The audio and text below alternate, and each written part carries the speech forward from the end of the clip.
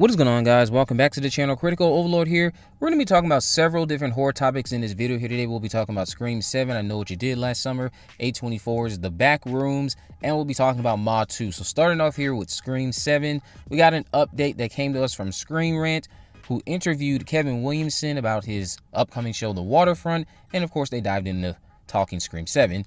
Williamson recalled how he ended up at the helm of Scream 7. He said it was sort of, well, what's going to happen after we lost Melissa and Jenna, and it just looked like we weren't going to see the Carpenter sisters in the third movie. It was kind of a bummer. It's like, what do we do next?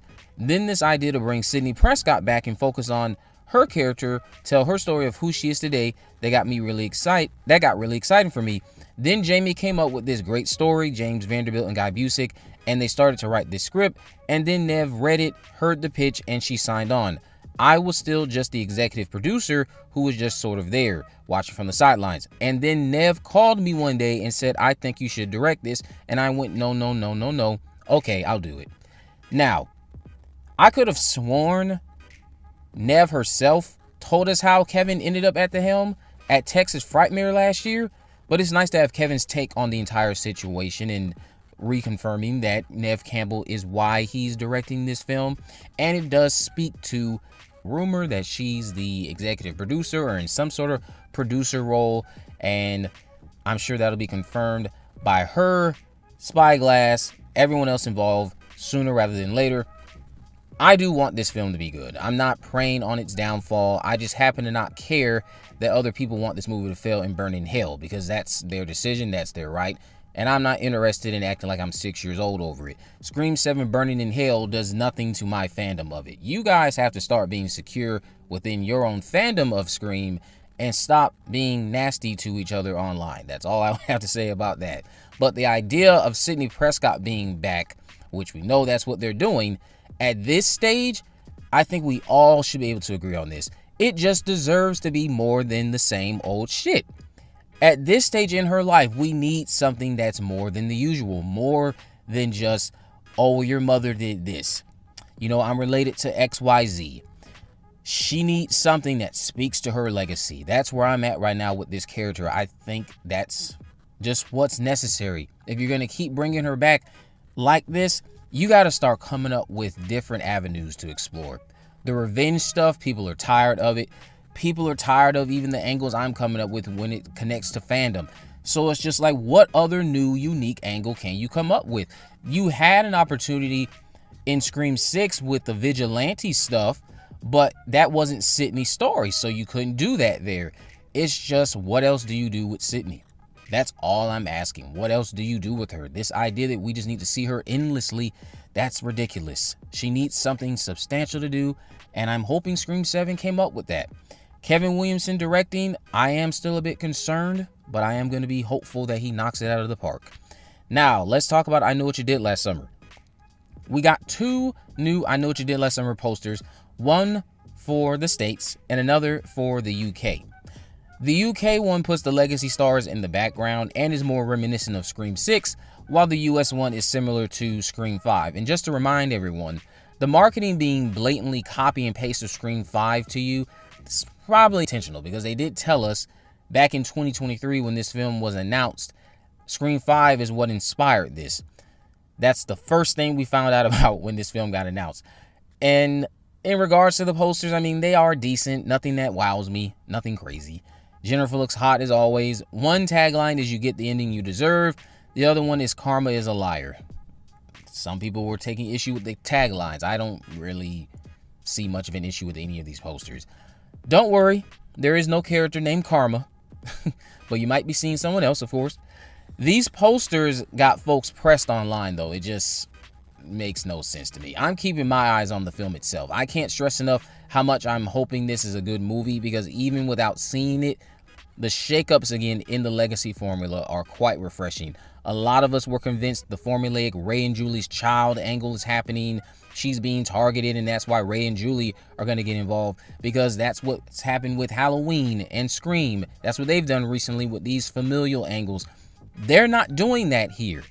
That alone is just enough to excite me, and it just makes me feel so, I don't know, refreshed. That's all I can say, just refreshed. None of these newbies are related to our legacy cast, and I just love that. I have to see how the film is executed before I start saying it's a good movie, of course, but it has all the ingredients to me to be one of the better legacy sequels we've gotten in recent history. I don't think it's going to be great, but I think it will undoubtedly be better than 2 and 3. I Still Know What You Did Last Summer has far too many logical hoops to jump through for that scenario to be plausible at times. And of course, 3 is just bottom of the barrel dookie. I don't know what else to say about that one. That movie is just absolute garbage. This film is going to, by default, be the second best. It just has to be. Now, let's talk about Ma 2. So we got a report yesterday that Ashley Nicole Black will be writing Ma 2. Octavia Spencer, we know, is going to be returning as Sue-Ann. I don't know who this person is, but best of luck. There's wasted potential with that first movie, so as far as I'm concerned, the sequel has nowhere to go but up. And a few people seem excited about this choice due to the writer's work on Ted Lasso, I think the show is.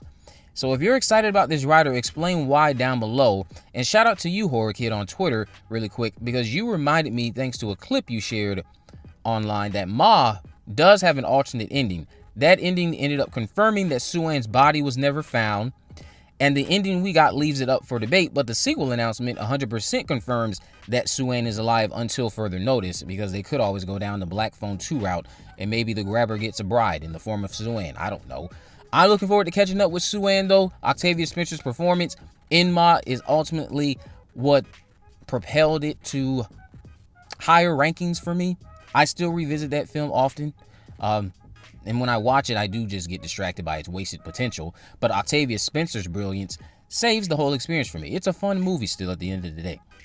Now, let's talk about A24's decision to greenlight The Backrooms. This report came out yesterday from Variety. A24 has greenlit the science fiction horror film The Backrooms from filmmaker Kane Parsons. At 19 years old, Parsons is the youngest director in A24 history.